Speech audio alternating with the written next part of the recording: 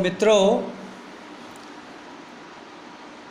आज हम पुनः आपके बीच में यहाँ उपस्थित हुए हैं। आज हम किसान सेवा सेना में अपने भाइयों का चयन करने के लिए यहाँ उपस्थित हुए हैं, तो उनके काम में हम सहयोग करें, यही हमारा आज का जो है उद्देश्य है। तो आप ये बताएं, हम आपसे पूछना चाहते हैं कि अभी आपकी समस्याएं क्या बहुत आसानी से निपटती हैं? आप कहीं भी दफ्तरों में जाते हैं तो आपको कोई ऑफिसर तवज्जो देता है? आपकी बात सुनता है? नहीं सुनता। आपको सम्मान मिलता है? वो आपको बैठने के लिए बोलता है क्या? नहीं बोलता। आपकी दरख्वास्त कई बार तो आप खड़े रहते हो कि हमें पावती दे दो, तो वो पावती भी नहीं देता। ये स्थिति क्यों है? आपने कभी सोचा है इसको? नहीं सोचा ना, कि आज चाहे वो कोई भी दफ्तर हो, चाहे वो तहसीली का दफ्तर हो, चाहे जनपद पंचायत का दफ्तर हो, चाहे नहर विभाग का दफ्तर हो, चाहे मध्य प्रदेश विद्युत मंडल का दफ्तर हो, चाहे नहर विभाग का दफ्तर हो, आप जहाँ पर भी जाते हैं तो आपकी बात ठीक से सुनी नहीं जाती, ना आपको तवज्जो दी जाती, ना आपके आवेदन को वो प्राप्त करना चाहते हैं, ना आपके आवेदन के ऊपर वो कोई कार्रवाई करने की ज़रूरत समझते हैं। और ज़्यादा से ज़्यादा आश्वासन आपको दे करके कि बस आप दरख्वास्त दे करके चले जाओ, कब आपका काम होगा कब नहीं होगा, होगा या नहीं होगा ये भी नहीं बताते हैं वो। और फिर कहते हैं आप दोबारा फिर अपन जाते हैं कि साहब वो हमने दरख्वास्त दी थी, तो उस दरख्वास्त का क्या हुआ? तो अगले बगले झांकने लगते हैं। उनको पता ही नहीं है कि आपने कोई दरख्वास्त दी गई, वो कौन से फाइल में चली गई और कौन सी रद्दी की टोकरी में उन्होंने उसको डाल दिया, ये उनको खुद को पता नहीं है। फिर से दोबारा आप उनको वो सिलसिला चालू करना पड़ेगा। तो अपन जब ऐसी स्थिति से गुजर रहे हैं तो ये हम कब तक इस तरह से अपना समय भी बर्बाद करें और अपन बेइज्जती भी झेलें? तो ये कब तक हमको करना पड़ेगा? ये आज बड़ा भारी प्रश्न हमारे बीच में उत्पन्न हो गया। तो इस वजह से हम सब लोग मिलकर के एक संगठन की व्यवस्था करने का प्रयास कर रहे हैं, ताकि आपको उसका एक संरक्षण मिले और उस संरक्षण के माध्यम से आप अपनी बात जोरदारी से शासन प्रशासन के पास तक पहुंचा सकें। सही बात है कि नहीं? आज बहुत सारे संगठन हमारे बीच में हैं। कृषक समाज में हम लोग बहुत 70 साल से जुड़े हुए हैं, तो एक कृषक समाज का भी संगठन है और पार्टियों के भी अपने अपने संगठन हैं किसानों के। एक आरएसएस वालों का भी है, वो भारतीय किसान संघ या कौन से, और भी बहुत सारे हैं, टिकैत जी का भी है। मगर हमने जो विगत 40 सालों में किसानों के बीच में काम करने से अनुभव लिया है, ये संगठन भी जो है किसानों को इकट्ठा करने में और उनकी आवाज़ बनने में सफल साबित नहीं हुए हैं। क्यों रजनीश, ये महसूस किया है कि नहीं कि जो ये संगठन है, इनके लोग अपनी अपनी रोटियां सेकने में और अपने अपने स्वार्थों की पूर्ति करने में लगे हुए हैं, और हम इनके पीछे चलते हैं। और पीछे चल करके हमने अपने आप को इनके साथ में अपने आप को जो है समर्पित कर दिया है। अब हम आज ठगे महसूस करते हैं कि नहीं यार, इनने हमारा कुछ किया और ना हमारा इनने साथ दिया, और इनके साथ में रहने से तो हमारा कोई काम हुआ ही नहीं। तो हमारा ये कहना है भाइयों, मैं नौजवान सारे साथी यहाँ उपस्थित हैं, मुझे बड़ी खुशी है कि आज रजनीश जी के प्रयास से इतने सारे नवयुवक हमारे इस क्षेत्र से जुड़ रहे हैं। तो नवयुवकों को मैं ये कहना चाह रहा हूँ कि अब हम इनके पीछे पीछे घूमने के बजाय और इनका संरक्षण प्राप्त करने के बजाय हम अपनी खुद की लड़ाई खुद क्यों न लड़ें? आप खुद अपनी लड़ाई लड़ने के लायक क्यों न बने? जब हम अपनी लड़ाई लड़ने के लायक स्वयं को तैयार कर लेंगे तो हमको इनके पीछे नहीं लगना पड़ेगा। आप समझ रहे बात को? हम इनके पीछे जब लगते हैं जब हमको अपना खुद का कोई हमारा वजूद ना हो। भाई आप किसी को कब बनाते हो अपना? जब आपको ऐसा लगता है कि नहीं यार ये काम हमसे नहीं हो सकता है, तो हम दूसरे के चक्कर लगाते हैं कि भैया दलाल इसी में तो पनपे हैं लोग कि जब हम कोई काम नहीं करा पाते तो दलालों के माध्यम से हम काम कराते हैं। तो अब ये दलालों के माध्यम से काम कराना हमको बंद करना है। हमको खुद अपने आप में इतने सक्षम होना है कि हम अपने काम खुद कर सकें। और आप अपने आप में सक्षम कब होगे? जब आप सब लोग मिल कर के इकट्ठा हो गए। मेरी बात समझ रहे हैं आप? जो मैं कहना चाह रहा हूँ कि जब आप लोग इकट्ठे होंगे और जब आप अपनी बात को इकट्ठे होकर के वजनदारी से करेंगे तो आप अपने आप में सक्षम हो जाएंगे। आज जो मुहिम चल रहा है वो इसी बात को लेकर के हम लोग मुहिम चला रहे हैं और गांव-गांव का भी दौरा हम लोग इसीलिए कर रहे हैं। आज ये हमारी 17वीं बैठक है। पिछले 2 माहों में हमने 16 बैठकें, अभी हमारी परसों नरसों के दिन कुंडम के पास में बगराजी में बैठक थी। आप लोगों ने वीडियो सब देखे होंगे, सब आप लोग जुड़े हुए हैं ग्रुपों से। तो ऐसे करके आज हमारी ये 17वीं बैठक है पुनः। तो हम लोग गांव-गांव में अपने नवयुवकों को जगाने का प्रयास भैया कर रहे हैं। अपन अभी प्रारंभ करें अपनी बात को, उसके पहले मैं हमारे बीच में जो हमारे साथी आए हैं उनका परिचय, क्यों भाई आप लोग चाहेंगे तो सबसे पहले तो मैं अपना इनका परिचय देना चाहूँगा। श्री राजनारायण जी भारद्वाज जी हैं। आप महगवा छक्का, अगर आपने नाम सुना होगा, पाटन और सहपुरा के बीच में एक गांव है, वहाँ की बहुत बड़े किसान हैं, खेती बाड़ी है। आपकी खेती बाड़ी जो है चरगवा क्षेत्र में भी है, सिहुरा क्षेत्र में भी है और पनागर क्षेत्र में भी है। जैतपुरी में पनागर है, बगराजी है और यहाँ पर आपका जो है चरगवा रोड पे भी आपकी खेती है। और खेती के मामले में बहुत इनको नॉलेज है। और वैसे तो आप वकील हैं मगर पेशा उन्होंने वकालत का नहीं चुना। इनके बच्चे ज़रूर बहुत बड़े बड़े वकील हैं दोनों, वो हाई कोर्ट के एडवोकेट हैं। और हमारे बीच में किसानों की पिछले 25-30 सालों से हम लोगों के साथ में मिलकर के आप गांव-गांव में किसानों का जो है काम कर रहे हैं, तो हमारे बीच में है। तो इनके लिए तालियों से हम उनका स्वागत करें। हमारे बीच में ये नौजवान साथी है, खड़े हो जाओ बेटा, थोड़ा हम आपका परिचय कराना चाहेंगे। बहुत छोटी खेती है, बहुत बड़ी खेती नहीं है इनकी। और ये जो है ग्राम पंचायत में भी काम करता है, अपना स्कूल भी एक चलाता है। और ये सहसन गांव पड़रिया का आपने सुना होगा, नुनसर के पास में है, सुना है? वहाँ के ये निवासी हैं। और नवयुवकों को जगाने के लिए ये अब हमारे साथ में बीड़ा उठाया है इन्होंने। और ये गांव-गांव में हमारे साथ में नवयुवकों को जगाने के लिए साथ दे रहे हैं। आप पहली बार जब हमने जुलाई के अंदर में बैठक रखी थी तो आपने देखा होगा हमारे साथ सारे जितने लोग चलते थे वो बुज़ुर्ग लोग थे। क्यों रजनीश, आपने देखा ना? हमारे साथ में जितने लोग भी आते थे वो सब बुज़ुर्ग लोग थे। और जब वो बुज़ुर्ग लोगों को लेकर के हम आते थे और नौजवानों को जगाने की बात करते थे तो मुझे कई बार ऐसा लगता था कि यार ये नौजवान साथी जब तक हमारे साथ नहीं जुड़े हैं और जब ये खुद के लिए अपने लिए तैयार नहीं हैं बैठा तो हम जो है नौजवानों की बात कैसे करें जगाने की। तो ये नौजवान भाइयों ने कहा अंकल नहीं, आप बिल्कुल चिंता नहीं करो, हम आपके साथ में हैं। तो इन्होंने हमारा साथ दिया और बड़ी जी जान से रात दिन ये आप लोगों के साथ में जगाने का काम आपको कर रहे हैं। ये जागरूकता अभियान है। हम किसानों को समझाना चाहते हैं उनके अधिकार, कि उनको अपने हकों और हितों की लड़ाई अपने आप में कैसे लड़नी है और कैसे सजगता से लड़नी है, ये हम आपको बताने के लिए गांव-गांव में जा रहे हैं। तो ये हमारे साथी ऐसे तैयार हुए हैं, जैसे रजनीश आपके यहाँ पर तैयार हुआ है। हमारे श्री देवराज जी त्रिपाठी हैं, आप सूखा गांव के हैं और आपका बरगी क्षेत्र में भी खेती है और बहुत बड़े लोगों में से हैं, संपन्न परिवार के हैं। बहुत बड़े बड़े काम हैं इनके, ठेकेदारी का भी बहुत बड़ा काम है। मगर इसके बाद भी मैं पिछले 3-4 महीनों से आप जो है हमारे साथ में किसानों को जगाने का काम कर रहे हैं। और ये जो आपका संगठन जो है इसके लिए आपने जी जान से काम करने का एक तो बीड़ा भी उठाया है और संकल्प भी लिया। हमारे बीच में श्री रामराज पटेल हैं। ये खजरी खिरिया, अगर आपने नाम सुना होगा, पनागर क्षेत्र का गांव है, वो तिगड्डी पड़ता है खजरी खिरिया। आप वहाँ के बड़े किसानों में से एक हैं।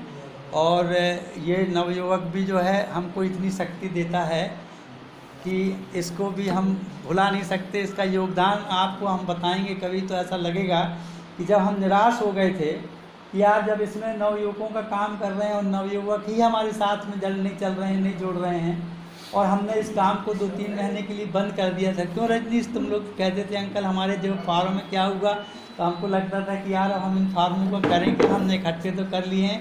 ये एक ऐसा नौजवान है जिसने पहले आकर के कहा कि अंकल आप बिल्कुल निराश मत हो, आज हमारे नवयुवकों को जो है आवश्यकता है और वो अपनी जिम्मेदारी को समझ रहे हैं, अपन को इनके काम को आगे बढ़ाना है और मैं आपको जी जान से साथ दूंगा जब तक ये काम अपना पूरा नहीं हो जाता है। इसको हम लोग बिल्कुल मिल कर के करेंगे। एक साथी हमारे साथ में आए हैं, हमारी कमेटी में जुड़ने वाले भी हैं। मैं निवेदन करूंगा आज इनसे कि भैया इनको भी आप हमारे बीच में सक्रिय करो। श्री सीमित पटेल जी हैं, उठे भैया थोड़ा सा। ये भी इंजीनियर लड़का है, कजरवाड़ा में बहुत अच्छी खेती है इसकी, बड़ी प्रगतिशील खेती ये करता है। चूँकि मैं खुद इंजीनियर हूँ, 73 का ग्रेजुएट हूँ, गोल्ड मेडल उस ज़माने का रहा। आज हमारे लोग साथी हमारे वाइस चांसलर होकर रिटायर हो गए, प्रोफेसर होकर रिटायर हो गए, चीफ इंजीनियर होकर रिटायर हो गए, मगर मुझे मेरे पापा ने जो है खेती बाड़ी में उत्तम खेती व्यापार के चक्कर में नौकरी नहीं करने जाने दी। तो हम भी आपकी सेवा में, आज मुझे 70 साल की उम्र हो गई, तो हमारे जो साथी रिटायर हुए उनको 8-8 साल 9-9 साल हो गए रिटायर हुए।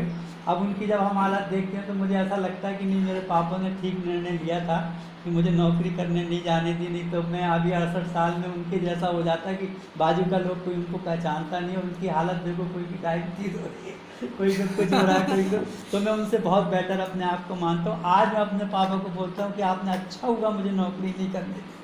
तो ये लड़का जो नौकरी छोड़ करके आया है, बहुत बड़ी नौकरी थी इसकी, और ये खेती में जुटा हुआ है। ऐसे लोग हमारे साथ में हैं। प्रदीप जी हमारे साथ में आए हैं, प्रदीप खड़े हो जा, लोहारी से हैं, और ये हमारे साथ में भी इनका बड़ा कंट्रीब्यूशन है। ऐसे ही हमारे सारे साथी हमारे से जुड़ रहे हैं। और मैं विशेष रूप से रजनीश का बार बार नाम इसलिए ले रहा हूँ कि हमको देखिए, उंगली पकड़ने वाला बहुत इम्पॉर्टेंट होता है। अब हम भले ही पोंछा पकड़ लें, आप सबको पकड़ लें, मगर आप सबको पकड़ने के लिए कोई सूत्र तो चाहिए था ना, हमको कोई हमको आधार चाहिए था। तो खड़े हो जाओ बेटा तुम, हम तुम्हारा स्वागत करेंगे। तो ये हमारा ये जो है सूत्रधार बना ये लड़का, इस लड़के ने आप लोगों से मेरे को जोड़ा, नहीं समझे, तो कोई ना कोई एक रास्ता तो बताने वाला चाहिए ना। तो इसने रास्ता, आप भले चाहे हम इसको छोड़ दें और आपको पकड़ लें, मगर इसको जीवन भर, चूँकि ये सीढ़ी है हमारी, तो इसको कैसे हम भूल सकते हैं। बैठो।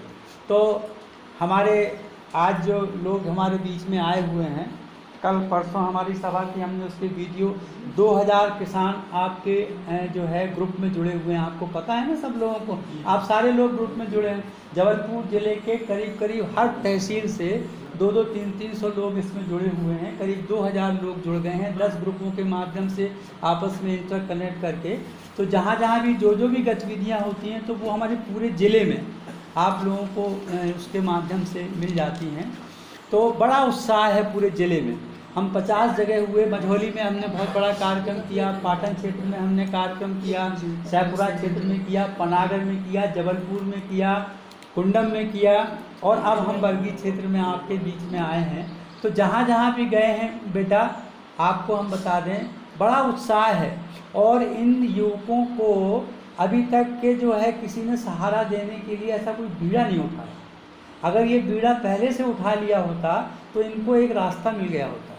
तो आज जो हमको किसान सेवा सेना के गठन की ज़रूरत क्यों पड़ी, मैं आपको बता दूं। आपको कोई जानकारी हो तो मुझे बताओ आप, क्यों हमको इसके गठन की ज़रूरत पड़ी। मैं तो एक ऐसे राष्ट्रीय स्तर के संगठन से हूं जहां से मैं विदेशों में, मैं कॉन्फ्रेंसेस में जो है इसी के माध्यम से गया। सारे देश मैंने कॉन्फ्रेंसेस में अटेंड किए। विश्व के लगभग आधे देशों में जो है मुझे जाने का मौका मिला। इतना बड़ा 70 साल पुराना ऑर्गेनाइजेशन है, गैर राजनीतिक है, और इसकी शाखाएं और इसकी जो इंफ्रास्ट्रक्चर है, इसका जो फैलाव है पूरे देश में है। पर हम 42 साल से इसको यहाँ जबलपुर में हम स्थापित किए हुए। और भी बहुत सारे संगठन हैं, जैसे हमने आपको बताया किसानों के नाम पे चल रहे हैं, उनके साथ में उनको अपनी रोजी रोटियाँ और अपनी राजनीतिक जो है उत्थान के लिए उन्होंने उनके बना रखे हुए हैं। पर इसके बाद भी हम किसानों को संगठित क्यों नहीं कर पाए। एक बार हमने जब मनन किया अब देखिए, जब भी हमको प्रदर्शन की ज़रूरत पड़ती है, जब को भी हमको शक्ति दिखाने की ज़रूरत पड़ती है रजनीश, आप सब लोगों को मालूम है कि हम लोग हर महीने, 2 महीने में, 4 महीने में जो है शक्ति का प्रदर्शन करना पड़ता है। उसको हम इंजेक्शन बोलते हैं। एक्चुअली में क्या है कि 6 महीने में एक बार इंजेक्शन दे दो, चाहे वो तहसीली में हो, चाहे वो कलेक्ट्रेट में हो, वो 6 महीने तक असर रहता। 100-200 जाके हंगामा कर आए ना, एक इंजेक्शन लग गया, वो इंजेक्शन का असर 6 महीने रहेगा। वो फिर ज़्यादा 6 महीने के बाद दोबारा फिर अपने को इंजेक्शन देना। तो ये इंजेक्शन देने के लिए आपको जो है ना संख्या बल की आवश्यकता पड़ती है। हमारा ये पूरा सिद्धांत है कि मैदान में दिखने वाली संख्या के आधार पर आपका दबाव बनता है। आप बोलो, हमारे अपने मन से बोलो, मैदान में दिखने वाली संख्या के आधार पर दबाव बनता है। संख्या के इतने लोग थे भाई, इतना लोगों का हमारे मतलब विरोध में खड़े थे, तो एक एक आदमी का उस वक्त में आपको महत्व होता है। तो क्या है, मैदान में दिखने वाली संख्या के आधार पर दबाव बनता है और दबाव के आधार पर परिणाम निश्चित होता है। हमारी बात को तवज्जो उसी दबाव के माध्यम से, अब केवल संख्या बल दिखाने से काम नहीं चलेगा। आपका जो समस्या है उसको प्रेजेंट करने वाला कितना दबाव बना सकता है, उस जो आपकी संख्या दिख रही है, उस संख्या के प्रेजेंटेशन, उस संख्या का प्रतिनिधित्व वो कैसे सामने वाले के ऊपर दबाव बना करके उसको इन्फ्लुएंस कर सकता है, उसको प्रभावित कर सकता है। आपका जो नेतृत्व कर रहा है वो कैसा है, उसके ऊपर जो है वो दबाव बनता है। बेटा आप समझ रहे हैं बात को हमको। तो अब जब हमको ज़रूरत पड़ती है तो हम 100 लोगों को फ़ोन करते हैं तो 20 लोग आते हैं, 25 लोग। और फ़ोन कैसे करना पड़ता है रजनीश? अरे यार रजनीश, कल जरा वो कलेक्टर के यहाँ यार थोड़ा सा डेलीगेशन है, प्रेजेंटेशन वहाँ अपने को करना है अपना, और ज्ञापन देना है। बेटा तुम कल आ ही जाना, 2-4 लोगों को ले आना यार, है ना। उनको हाथ पाँव जोड़ रहे हैं। उनने कहा यार सुनो सुमित, कल तुमको आना है और 2-4 लोगों को बेटा अपनी कार में बैठा के ले आना। अब जैसे के अग्रवाल जी के यहाँ साली शादी हो, ऐसा हम तिलक लगा रहे हैं। उनने कहा सुनो, कल तुमको आना ही है और 2-4 लोगों को लेकर के आना, पक्का आना है, जो कसम है हमको आना ही पड़ेगा। हमको मालूम है कि अगर वहाँ 10 लोग होंगे तो हमारा घंट कोई सुनने वाला नहीं है, वहाँ 20 लोग होंगे हमारा कोई सुनने वाला नहीं है। जब तक 100-200 लोग हमारे साथ ना हो, हम वजनदारी से बात नहीं कर सकते। तो ऐसे हाथ जोड़ जोड़ करके हमको बुलाना पड़ता है। आप चाहते हो कि ये हाथ जुड़े हुए का काम कब तक चलेगा और कब तक आप आओगे हमारे हाथ? हमारा कोई दबाव नहीं है। आप हम संगठन के होने के बाद भी, संगठन के सदस्य होने के बाद भी हम आपको दबाव से नहीं कह सकते हैं कि नहीं आपको वहाँ पर पहुँचना है।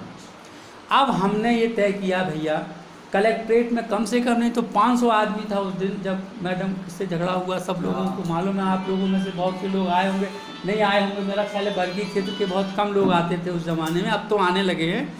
उस पहले हमारे को बरगी क्षेत्र और कुंडम क्षेत्र से बहुत कम लोग आते थे। तो हमको जो है अब ज़रूरत पड़ी है कि हमको आपको दबाव से बुलाना, अधिकार से बुलाना।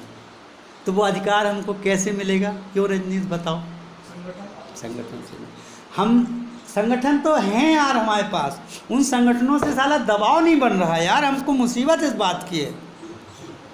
अब हमको आपको जिम्मेदार बनाना कि नहीं, अब हमारा काम है ये। अग्रवाल साहब ने केवल इन्फॉर्मेशन दी है, केवल व्हाट्सएप में सूचना दी है और केवल दूर दूर से खबर लगी है। अब ये हमारा काम है, अब हमको जाना है। आपको अंदर से फील हो कि ये हमारी लड़ाई है और हमको जाना है, तब हमें बुलाने की ज़रूरत नहीं पड़ेगी। आप खुद अपने लिए इकट्ठे होकर के आओगे। तो ये कैसे? संगठनों के माध्यम से अगर आप इकट्ठे होते तो मुझे ज़रूरत नहीं थी, फिर उससे हो नहीं रहा काम। इसलिए हमको जो है एक नया एक सेना का रूप देना पड़ा, और हम ये जो है इसलिए आपको संगठित कर रहे हैं कि आप अपनी जिम्मेदारी खुद समझो कि यार नहीं, हमको तो कहीं से खबर लगी है, पेपर में भी हमने पढ़ लिया है, तो अभी हमको, अब चूँकि आज हमारा काम है और हमने चूँकि टोपी पहन रखी है। देखिए, हम जब तक टोपी नहीं पहनाएंगे ना, आपको जिम्मेदारी का एहसास नहीं होगा। बेटा आप समझ रहे हैं बात को?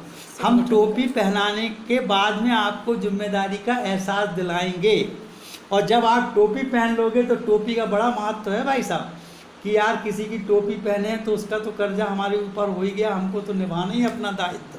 तो वो टोपी जब तक हम नहीं पहनाएंगे, जब तक अच्छा संगठनों में हम टोपी नहीं पहना सकते, सदस्यता दे के फुर्सत, एक पावती काटी 500 रुपया की 200 रुपया की, आप सदस्य बन गए। घंटा बाबा जी का आपके ऊपर, तो टोपी पहना ही नहीं हमने, अब हमको टोपी पहनाना है। आप समझ गए बात को। तो ये टोपी कैसे पहनाई जाए, तो इसके लिए हमने कहा कि हम एक सेना बनाएं। तो उसमें हमने सेवा का भाव भी जोड़ा, किसान सेवा सेना, कि अब जब ये सेना बनी रही है तो हम सेवा के भी बहुत सारे काम करेंगे। आपके गांव में कोई सेवा का काम होगा, कोई तालाब का, कोई बावली का, कोई खुशी का, कोई धार्मिक होगा, कोई रामायण होगी, कोई मंडली होगी, किसी के यहाँ शादी होगी, तो ये हमारे सारे लोग सेवा में भी लगेंगे। आप समझे नहीं, तो सेवा का भाव भी हमारे में जागृत हो। तो ये एक ऐसा संगठन हम लोगों ने, आप सब लोगों ने बैठ करके, वो 500 लोग वहाँ पर थे, और उन लोगों ने जब कलेक्टर से मुलाकात होने के बाद जब फुर्सत हुए तो वहीं गार्डन में बैठे हम लोग कलेक्ट्रेट में, और ये तय किया कि भैया अब हमको, तो किसी ने कुछ सुझाव दिया, किसी ने कुछ, बड़ा मंथन हुआ, फिर किसी ने किसान सेना बोला, फिर किसी ने उसमें जोड़ दिया सेवा, तो किसी एक भाई ने जोड़ा था। तो ऐसे करके हमने कहा, और वो जिम्मेदारी सौंप दी के अग्रवाल को, 70 साल बुढ़े आदमी को, अरे कोई नौजवान को सौंपना था। उनने कहा नहीं, ये इंजीनियर ये है कि संगठन का अनुभव है, या मैं आपको ये जो संगठन है मैं कुछ नहीं रहूँगा उसमें, मैं तो 50 साल की उम्र के लड़कों के नीचे हमने उसको मैं तय किया है कि उसमें होना चाहिए, मैं आपका पूरा मार्गदर्शक रहूँगा, संरक्षक रहूँगा, आप जब तक मुझे झेलते रहेंगे जब तक मैं आपका साथ दूंगा। इसके बाद मैं पीछे से आपका जो है जितनी भी मदद होगी मैं करूँगा। ये संगठन आपका निष्पक्ष होगा, स्वतंत्र होगा, गैर राजनीतिक होगा। आप गिन लीजिए, स्वतंत्र होगा, निष्पक्ष होगा, गैर राजनीतिक होगा, प्रजातांत्रिक ढंग से चलेगा। जो 200 लोग हम चुनेंगे पूरे ज़िले में, वो 200 लोग बैठ करके अपनी 11 आदमियों की कमेटी, 21 आदमियों की कमेटी, जो भी उनको बनाना, अपने विधान बनाएंगे। इसका विधान अलग से पंजीयन होगा, इसका अकाउंट बिल्कुल अलग रहेगा, हर 6 महीने में बैलेंस शीट, हर अभी तो साल भर में बनती है, हम 6 महीने में बैलेंस शीट हमारे एक एक आदमी के घर पहुँचे, छपके वो हम उसमें प्रयोग करना चाहेंगे। और ये 2-2 साल में आपको जिम्मेदारी दूसरों को डालनी है। 2-2 साल में आपको जो है, अगर 11 लोगों की कमेटी ने इस 2 साल में काम किया तो फिर वो 11 जो लोग नहीं आएंगे, फिर दूसरे 11 लोगों को आपको चुनना है, फिर दूसरे 11 लोगों को आपको चुनना है। ये पूर्ण रूप से प्रजातांत्रिक, ताकि आपकी कमान आपके हाथ में रहे और आप अपनी लड़ाई खुद लड़ो। यार किसी के पीछे रह कर के हम कब तक लड़ेंगे, आप समझे नहीं। तो हमको ये पिछलग्गू होकर के लड़ाई नहीं लड़नी है। आज जब तक आप जोर जबरदस्ती नहीं करोगे, जद्दोजहद नहीं करोगे, ना आपका माल बिकेगा, ना आपका पंजीयन होगा भाई साहब, ना आपका माल खरीदने में सरकार इच्छुक है, उनको भी आपको तकलीफ है, और ना आपकी वो नहर का भी प्रॉब्लम। सुनो निगरी वाले भैया, जब तक हम 25-50-100 लोगों को लेकर के सी के यहाँ धरना नहीं देंगे, है ना, जब तक ये काम अपना बनेगा नहीं। ये सीधे सीधे करने वाले नहीं हैं। तो आज जो भी काम अपने को होने वाले हैं वो अपने अधिकार से छीनने पड़ेंगे हमको। बड़ी बड़ी लड़ाइयाँ लड़नी हैं यार अपने को। अभी तो ये छोटी छोटी लड़ाइयों की बात कर रहे हैं हम, नहर की कर रहे हैं, बिजली की कर रहे हैं, खाद की कर रहे हैं, दवाई की कर रहे हैं। अरे सबसे बड़ी समस्या तो हमको समर्थन मूल्य लेना है। समर्थन मूल्य जब तक आपको नहीं मिलेगा, हम लोगों ने क्रॉप का वो जो है लागत मूल्य निकाला है, किताब छाप के बांटी है, 2000 किसानों के बीच में फॉर्म भरवा के और बैठ के करके, और अच्छे किसानों के साथ में उसका जो है बहसबाजी करके, चर्चा करके हम लोगों ने लागत मूल्य निकाला। मुख्यमंत्री को भेजा, प्रधानमंत्री को भेजा, सारे सांसदों को भेजा कि साहब 2200 रुपया हमको खेती 1 कुंटल धान पैदा करने में लगता है, मिलता है हमको 2200 रुपये घाटे में हम बेच रहे हैं। ये घाटे में बेच रहे हैं तो हमको जो है इसका लाभ मिलेगा कैसे। तो हमको जो है समर्थन मूल्य मिल जाए ठीक से। फिर इसके बाद खरीद की गारंटी हमको चाहिए, उसके एक्ट दोनों हमारे जो है संसद में पड़े हुए हैं, उनको हमें पास कराना है। तो ये काम तो हमारे, फिर हमारे ऊपर जो कर्जा हुआ, अरे भाई स्वामीनाथन साहब ने 2006 में कहा था कि 15 अगस्त 2007 से आप जो है सारे खर्चे लगा के C2 का फार्मूला प्लस 50% हमको दो। आपने 2006 से लेकर के 2000 आज 19 हो गया, 12 साल हो गए। 12 साल में आपने रद्दी की टोकरी में फेंक दिया। आप 12 साल पहले हमारा ये लागू करते थे, हमारे ऊपर कर्जा नहीं होता। कर्जा करने वाले कौन? तुम हो। मोटे मोटे पहले का जो आंकड़ा 12 लाख करोड़ रुपया इन्होंने हमको, अगर उस वक्त में पेट्रोल के दाम क्या थे, डीजल के दाम क्या थे, उस ज़माने में सोने के दाम क्या थे, उसके रेशो में देखो हमारी 29% की बढ़ोतरी और बाकी लोगों की 450% की बढ़ोतरी। ये हमारे साथ दगाबाजी। तो आपने हमारा 12 लाख करोड़ रुपया अपना हमसे डाका डाल लिया, आपने हमारे जेब से छुड़ा लिया। अगर उस वक्त में देना पड़ता आपको और आज तक देते जाते तो। वैसे तो अभी लेटेस्ट आंकड़े आए हैं, हमारे कुछ विद्वानों ने निकाले हैं, अर्थशास्त्रियों की 45 लाख करोड़ रुपये सरकार ने हम लोगों की जेब से काट लिया, जो हमको समर्थन मूल्य नहीं दिया। हमको पहले जो हम लोगों ने मोटा मोटा हिसाब लगाया था वो 12 लाख करोड़ का। 4.5 लाख करोड़ रुपए का हमारा पूरा जो है बैंकों का कर्जा है पूरे देश में। हम 12 लाख रुपए में से, हम 12 ही मान लें, चलो हम 45 लाख नहीं माने, 12 लाख रुपए में से हमारा 4.5 लाख करोड़ रुपए भाई माफ़ कर दो। आप एक बार हमारे किसानों को आप कर्ज मुक्त कर दो, निश्चिंतता से वो खेती करना शुरू कर दें, है ना। तो ये हम अपना हक मांग रहे हैं। तो ये हमारी केंद्र की मांग हो गई। हमारी प्रांत की बहुत सारी मांगे हैं। आपकी रोज़ रोज़ की जो समस्याएं खड़ी हो रही, ये सब प्रांत के कारण खड़ी हो रही। और हमको जिले के प्रशासन से रोज़ रोज़ की जद्दोजहद सारी, वो अभी लेटेस्ट का है 31 तारीख को प्रभारी मंत्री के सामने घेराव किया। आप लोग थे कि नहीं थे? हैं, सब लोग थे। 31 तारीख को घेराव किया, उनका सैकड़ों किसान सर्किट हाउस में 1 घंटे तक उससे चमारियाई करी हम लोगों ने।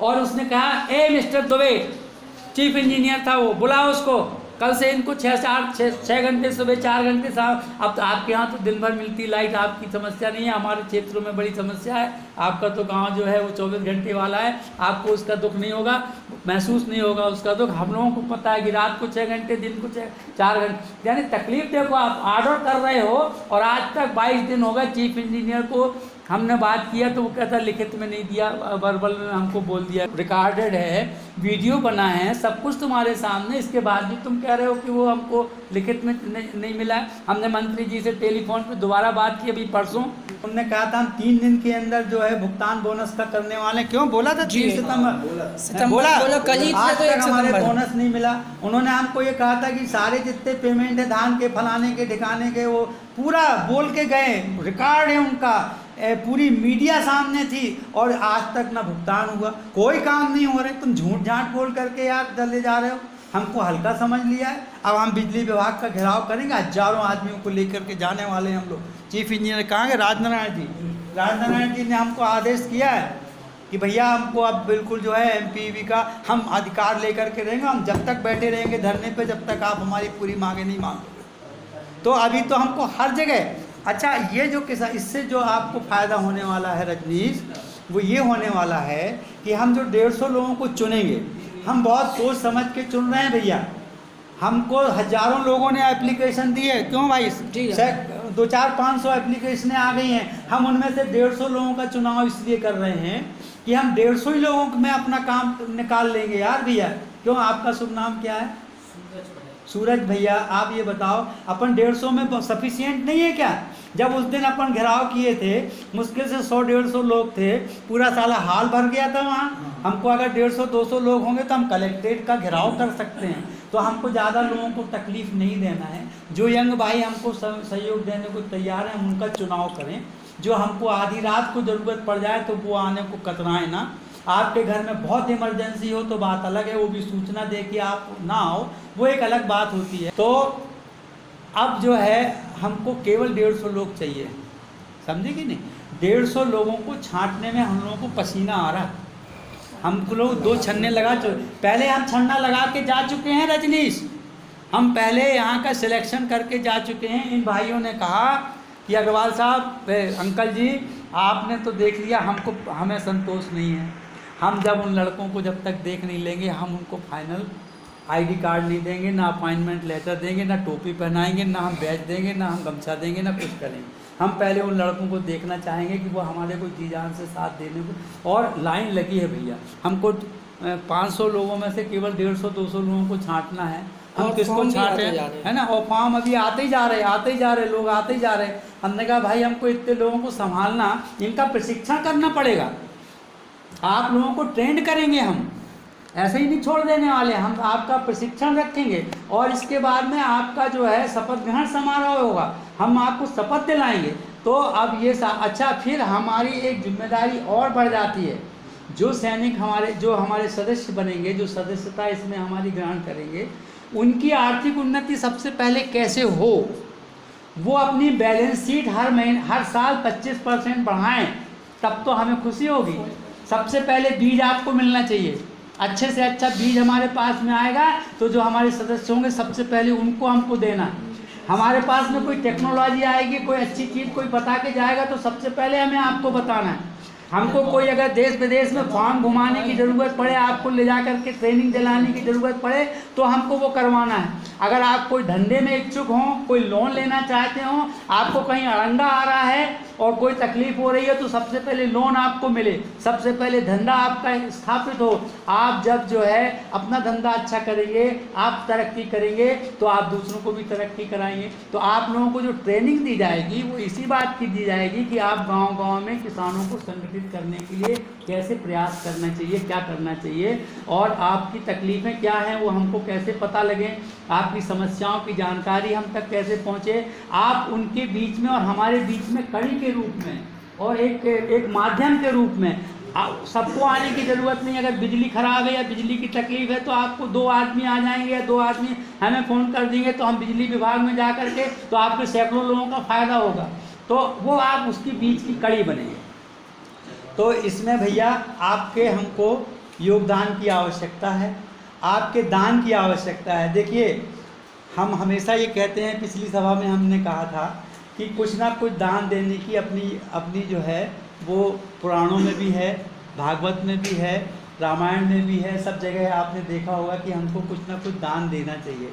मुसलमानों में तो 2% की ज़कात है। ज़कात सुना है आपकी? ज़कात होती है कि आपको जो है अगर 2% का दान नहीं दोगे तो आपकी बरकत नहीं हो सकती। हमारे शास्त्रों में लिखा है कि 10% अगर आप अपने कमाई का या अपने जीवन का, कोई भी तन हो सकता है, मन हो सकता है और धन हो सकता है, तीनों में से कुछ ना कुछ आपको दान जो है वो करते रहना है, 10% का आपको। तो अगर आप दान नहीं करोगे तो आपका भी धंधा नहीं बढ़ेगा। आपको अगर अपना धंधा बढ़ाना है तो आपको कुछ ना कुछ दान करना पड़ेगा। तो हम आपसे केवल एक ही दान मांग रहे हैं कि आप अपने समय का दान हमको दे दो। हमें 10% मत दो, आप 5% दे दो। 5% आप धन के रूप में दो, 5% आप तन के रूप में हमको दो। आप समझ गए बात? धन के रूप में आपको भागवत कराना हो कि, पर मैं इन सब चीज़ों से बहुत दूर रहता हूँ। मेरे सिद्धांत कुछ बिल्कुल अलग टाइप के हैं। हम तो ऐसे लोगों की मदद की बात करते हैं जो कि वास्तव में उसकी मदद की आवश्यकता, उसके काबिल हो जो आदमी, उसको मदद करनी चाहिए, और वो वास्तव में मदद है। आप समझ, आप स्कूल में करो, बच्चों को वो दो, आप अस्पतालों में कुछ ऐसा पंखे लगवा दो, कहीं कुछ दरी चद्दर बंटवा दो, वहाँ की कुछ और जो व्यवस्था है उसमें आप सहयोग कर दो, स्कूलों में कर दो, कहीं धर्मशाला में कर दो। ये यज्ञ में और जो आप लोग जो करते हो ना मंदिर में, इसमें तो अब देखिए, हम गए थे अजमेर से, वो क्या नाम से अपना, अमृतसर में हम भैया, मैं इतना गदगद हो गया सरदार साहब, वहाँ करोड़पति अरबपति लोग जो है पैरों में आपके जो है जूतों में पालिश करते हैं, अपनी दान देते हैं। आपने कभी गए हो, कोई लोग गए हो तो आपने देखा होगा, जूतों में पालिश करते हैं, जूतों में, और पोंछा लगाते हैं। करोड़ अरबपति खरबपति लोग वहाँ पे जो चकाचक, पता लगा उनसे पूछोगी साहब तो उनकी 10 फैक्ट्रियाँ हैं, 20 फैक्ट्री, और आपको ऐसा लगेगा कि ये मजदूर काम कर रहे हैं, ऐसा चकाचक रखते हैं वो। और पानी पिलाने से लेके खाना खिलाने से बड़े बड़े लोग दान करते हैं, अपने श्रम का दान करते हैं, अपना पैसा भी देते हैं, और आप ऐसी ऐसी सेवाएं वो लोग करते हैं। आप मंदिरों में भी जितने लोग बड़े बड़े लोग देखते होंगे, वहाँ कोई कर्मचारी काम नहीं करते हैं। आप कोई भी बड़े बड़े मंदिरों में चले जाओ, तिरुपति बालाजी, या और आप जो है यहाँ जम्मू कश्मीर में चले जाओ, आप में देवी जी का है ना, तो यहाँ पर भी जो लोग हैं 6-6 महीने, साल भर, 2-2 साल का बुकिंग रहता है काम करने वालों का।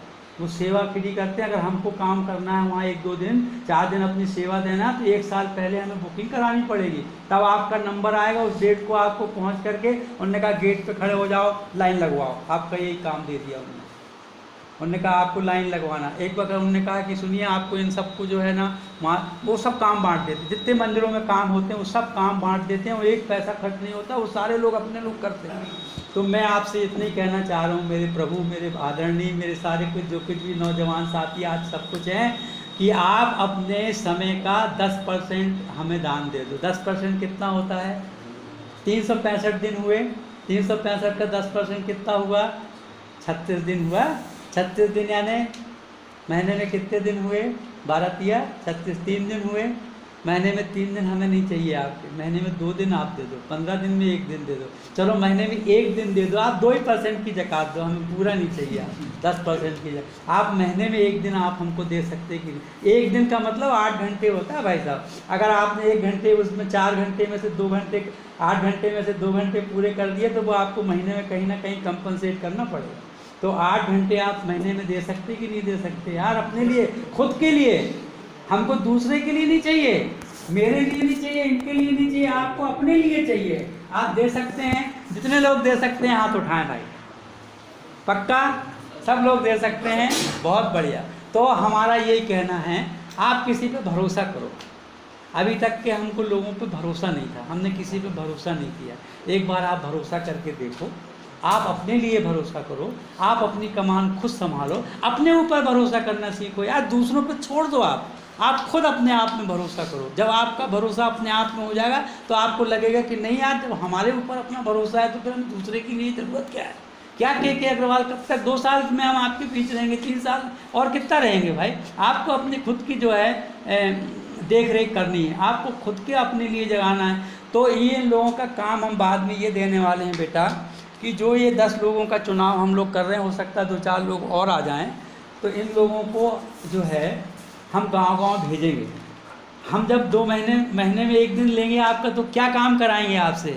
कोई हर महीने तो हमें प्रदर्शन करना नहीं है, हमको हर महीने आपको पनागर में ज़रूरत पड़ेगी, हमको हर महीने आपको पाटन में ज़रूरत पड़ेगी।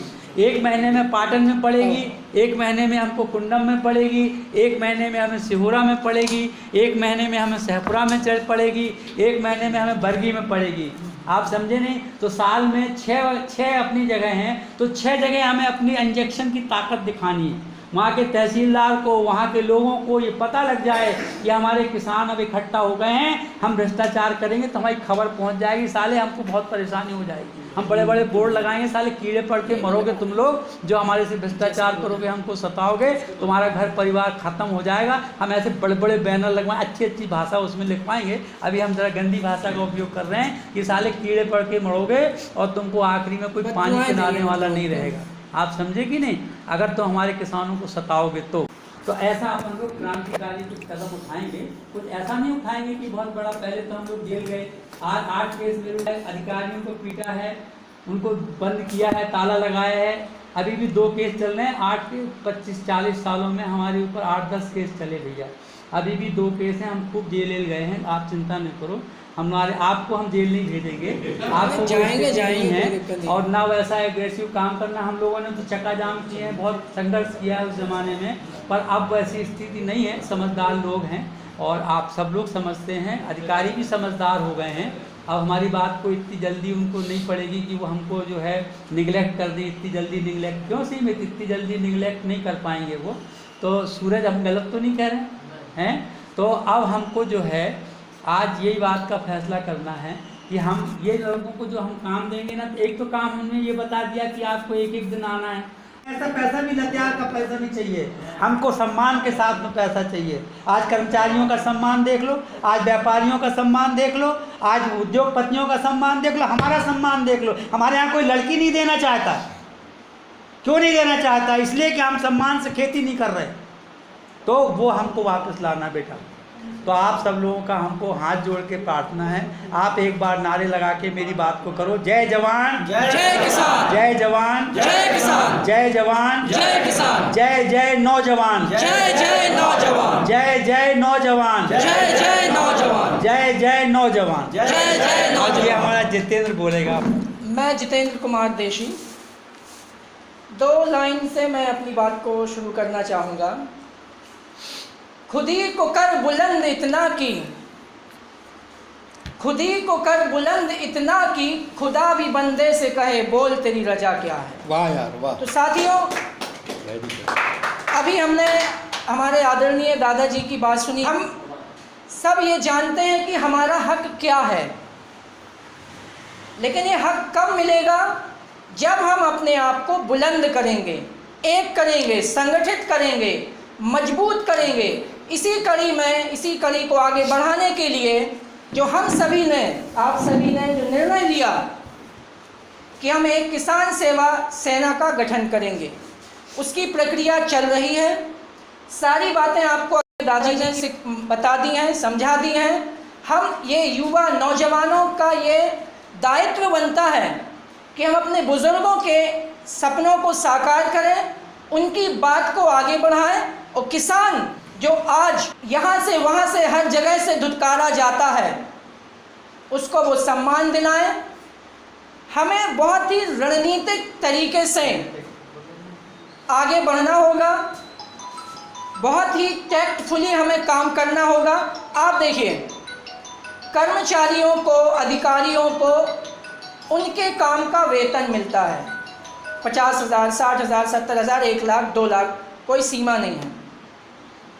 इसके बावजूद उन्हें और अधिक चाहिए रहता है, वो हड़ताल करते हैं, वो यूनियन बना के संगठित होके सरकार के सामने अपनी मांगें रखते हैं कि हमारा पैसा और बढ़ाया जाए। जैसा कि हमारे दादाजी ने आप सभी को बताया कि हम घाटे में अपनी खेती कर रहे हैं, 2,200 रुपये हमें लागत लगती है और हम अपने अनाज को 2,000, 1,500, 1,700, 1,800 में बेच रहे हैं। हम घाटे में अपना सौदा कर रहे हैं। अगर इसके बावजूद हम अपने हक के लिए संगठित होके, एकत्रित होके, एक होके आवाज़ बुलंद नहीं करेंगे तो ये हम सबका दुर्भाग्य होगा। तो मैं आप सभी युवाओं से, साथियों से निवेदन करना चाहूँगा कि संगठित होइए, अपने आप को मजबूत करिए। हमारे पास बहुत सारे साधन आज हैं जो हमारे बुज़ुर्गों के पास नहीं थे। हम आज समझ रहे हैं कि किस तरह से हमारे बुज़ुर्गों को, हमारे दादा परदादा पिताजी को किस तरह से इन कर्मचारियों ने ठगा है। अब हमें इनको ठगने नहीं देना है। अब हमें ऐसा तैयारी करनी है कि ये हमें ठग ना पाए। तो मेरे साथ आवाज़ लगाएंगे, किसान एकता जिंदाबाद, किसान